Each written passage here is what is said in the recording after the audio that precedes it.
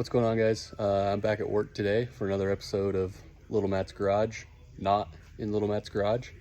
I am going to be attempting to patch a rust spot on my boss's first gen.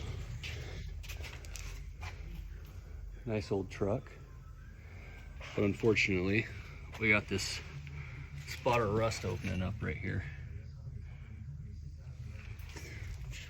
Now, I've never done body work, so I'm just gonna try my hand at it and see how well it goes.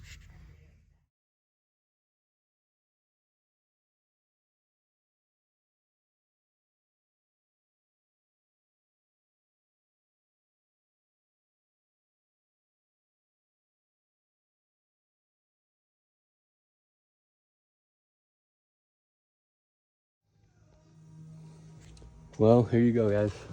My first attempt at a patch job. Not perfect. Metal's really thin and I am not an experienced welder. It's better than a big old hole. I'm gonna tape it off and spray it with some primer, and then in the morning I'll hit it with some red paint. See you guys later.